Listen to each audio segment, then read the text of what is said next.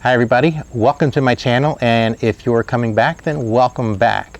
Today we're going to be installing the Midland MXT575 into a 2011 Camaro. Now we're limited on space in there, and we kind of want to keep it nice and clean on the inside. And the other thing I did was install a relay so that we can have this come on automatically when you turn the car on and off. We've run a test on it, a little temporary install, and it worked pretty good, so I'm looking forward to getting this in there permanently. All right, everything we're going to need to do the install should be right here. We have our MXT575, we have our relay, our bypass switch, the feed through that we're going to need to set up the Cat 5 connection in the vehicle, a Cat 5 cable, or you can also use this cable from Midland to extend the microphone. So, you'll just disconnect it here and either extend it with this or with this using this. Now, I've pre-wired all this. I will give you guys the entire schematic or wiring diagram for this, and it's all just mounted on just a piece of steel that I got and painted from Lowe's. So yeah, all of the wiring will be covered in a diagram, and plus mounting, where I'm going to mount it and all that good stuff. So Cat 5 or the Midland, feed through barrel, relay, switch, and the radio. See you at the car. Okay, let's start with the antenna. And I really love this little trunk lip mount antenna.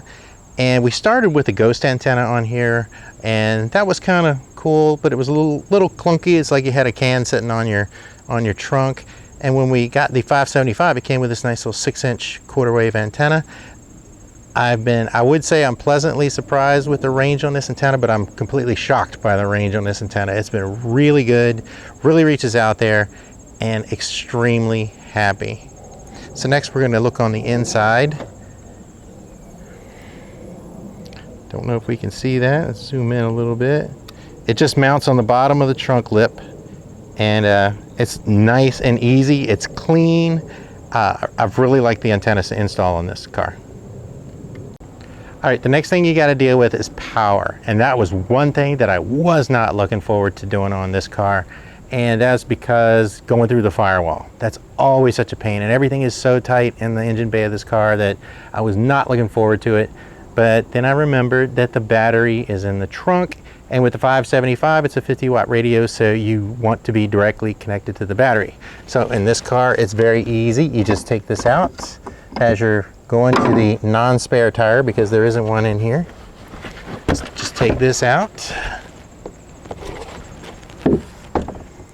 There's a piece of foam here that has the tire inflator on it. Ooh. And there's your battery. Okay, so here's the battery in the trunk of the Camaro, and I bought one of the spare cables. It has a couple of fuses on it, always nice, and there were some nice places to mount the power on the positive terminal and on the negative terminal. So easy peasy, and then I start running it up here out of the carpet. All right, coming out of the trunk, we have the antenna cable and the power cable, and there's some molding in here that you can just run this right underneath of. Tuck it out of the way, it's up underneath of there. And that can run right along here and along the seat, the back seat. And let me put the seat up. And you can see you can tuck it right down in that corner and run it right along the seat. And there's a plastic molding right here. You can tuck it right underneath, and it's going to come out here in front of the back seat. And as you can see, we are here by the front seat on the passenger side. So that's where we're going to install the radio. Okay, so what we're looking at is we are going to mount this under the seat, and then we're going to remotely run the microphone, and we're going to need power for this relay. Now, what I have this relay for is that I can plug this into a cigarette lighter or any ignition power, so that it'll turn this relay on and off, and we will still have our full power from the battery to power the radio, because cigarette lighter power is not near enough for a 575. So we have a 30 amp relay that's going to be powered, connected into a cigarette lighter in this car, because the cigarette lighter turns on and off with the ignition. So that's how we're going to mount it. And this will go here and eventually up under the seat. Can you see everything in there, Patty? Yes. Your head's in the way. Keep your head back. And this is going to be plugged into power, hanging out over here, and we'll tuck it away. We'll find a way to hide it and make it look all nice and come under the seat so you won't see it. Okay, so let's get started. Okay. First thing we're going to hook up is the antenna, and that's coming right out from underneath the seat here. Nice and easy, just plug it straight into the back of the radio. We all know how to do that if we've ever had a radio, CB radio, or any other kind of radio. So we will just put that on, snug it down pretty good. Next, power. We've already run the power up to the seats here, so we're just going to plug this in. All right, should go right in there, nice and easy, should. All right, there we go. Now we'll tuck that up underneath of the panel here. Hide everything away nice and neat. And then this will go up and be run under the seat. We'll clean that up a little later, figure out what we're gonna do. That looks pretty good though. Okay, the next thing we're gonna need to do is we're going to need to hook up power for the relay itself to turn the relay on and off. And luckily for us, inside here is a cigarette lighter that turns on and off with the ignition. So we are going to just tie it right into that, and that will be our next step. And we're gonna stick this radio, tuck it nice and neat right up under there. We have our switch easily reachable. We can turn the radio on and off to bypass the relay in case we want to leave it on all the time even though the ignition's off. So that way we have options. So that's just going to get tucked right up under there. And our next step is going to be to remove this panel and start running some wires. Okay, the next thing we need to do is we need to figure out where we are going to mount our microphone extension. And I have this little piece of tape because once I figure out where that's going to be, this thing has a little bit of depth to it. And I got this off Amazon. I'll see if I can get the part number for you guys. But I got this off Amazon, so it has a little depth. So I got to make sure that what's behind this panel over here we have space. So it's not going to be, you know, messing with something else or bumping up against something. So right there's plenty of space right behind this. Make sure I get the right spot, and right there. So I can mark it with this, and that's where we're going to drill it. And now I can remove this panel, and the Camaro is nice and easy. It just pops right out. We'll take this whole thing out. We'll take it off to the side, drill the hole, and we'll show you that here in just a few minutes. Okay, this is the panel that we drilled our hole into. We made sure we had it in the right spot, and now we are going to install this. So we made it nice and snug there, so that's a good tight fit. Don't have to worry about it ever popping out of there or looking unnatural. I think it's pretty good look in there, don't you think? Looks good. Now the back side, need to install the ring to hold it in the rest of the way. Just run that down. Snug it up.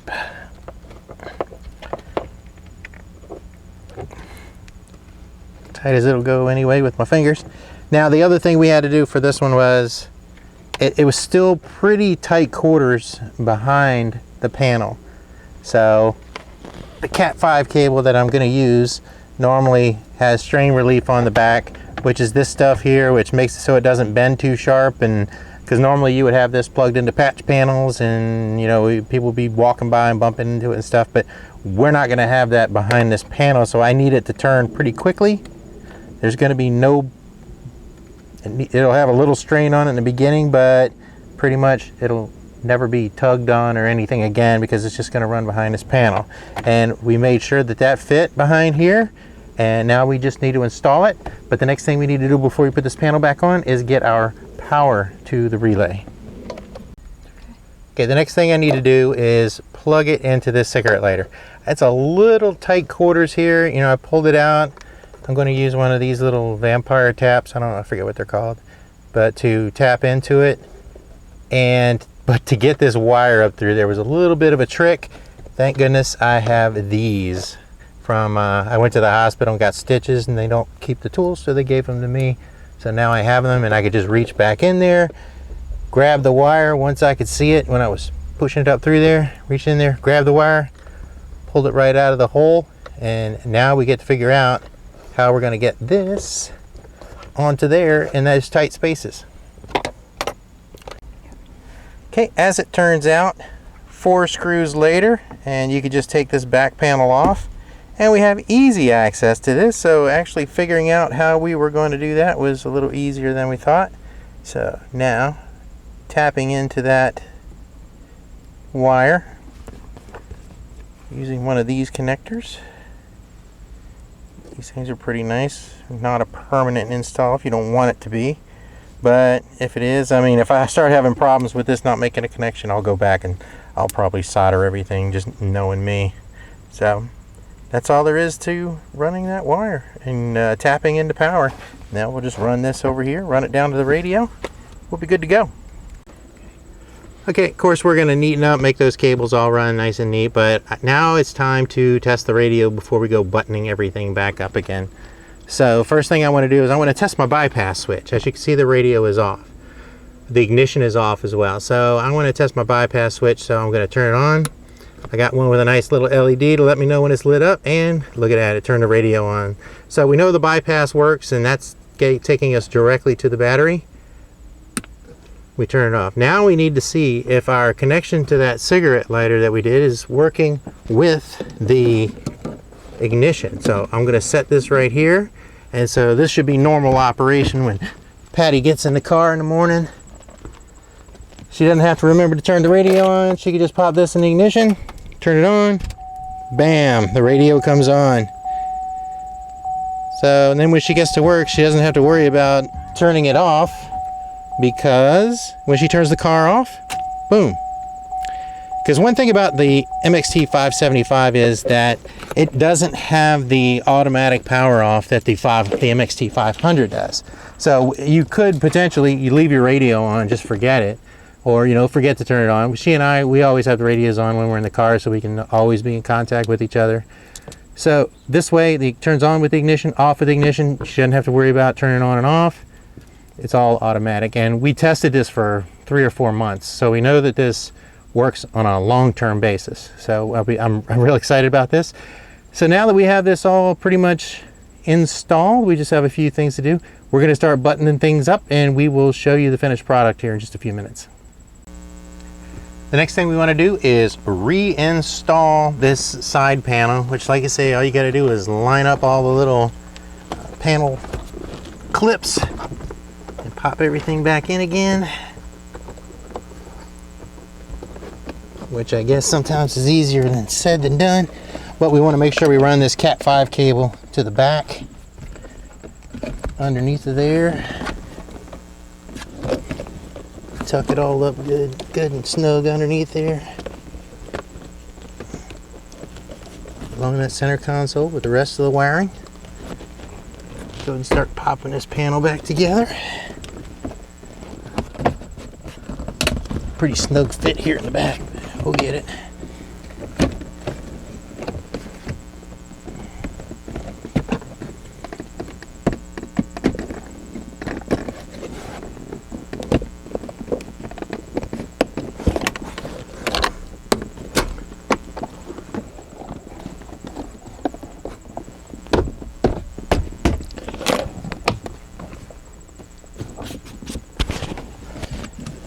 There, like it never even happened. Now there's only one thing left to do, and that's install the mic. And we're going to talk about one more thing that with the Camaro was a very nice feature, and that is the vent clip. So we have this little vent clip. Which one is this one? This is the one by Lottie. And we really like this one because it holds the vent really well. Strong magnet. I took a regular mic holder, and when you buy cell phones, they come with a really strong magnet. So I just Gorilla Glue that to the back, trimmed it down to the right size, so that now we have a magnetic mic holder. So if you don't want the mic holder permanently mounted, this is a great way to do a temporary mount. The cool thing about this one is it has a lock on it, so it really holds on to that vent well. It sticks out a little bit so the mic isn't constantly rubbing the dashboard. Just lock that in. Now that fits right up there nice and neat. And then all you have to do is plug that in and you should be good to go. Okay, the last thing to do is to show you guys the final result and to give it a good test. We've got all the cables put away except for the USB cables that we want access to. And so let's give it a test. And there it is. It comes on with the ignition. Turns off with the ignition, which is very nice. Mailbox open. Mailbox closed. Mailbox open. Mailbox closed. So it's quick, easy install. You can do this in any car that has restricted space, and you will have access to the full 50 watts of the radio because you are connected directly to the battery and just going through a relay. And it's a 30 amp relay, more than enough to power that. Now the other thing that's nice about this is if we want to put it away, we can just come down here, unplug it, and if we don't want anybody to even know there's a radio anywhere around, we can take this, put all of this in the glove box, the center console, and nice clean, so we can put it back up again and just plug this in. And we're done. And it's that easy. It's like I say, it's nice clean install for cars with limited space, or if you just want a nice clean install. But it solves the problem of not having automatic power off that the MXT500 does. So I hope this helps you, and we'll see you in the next video.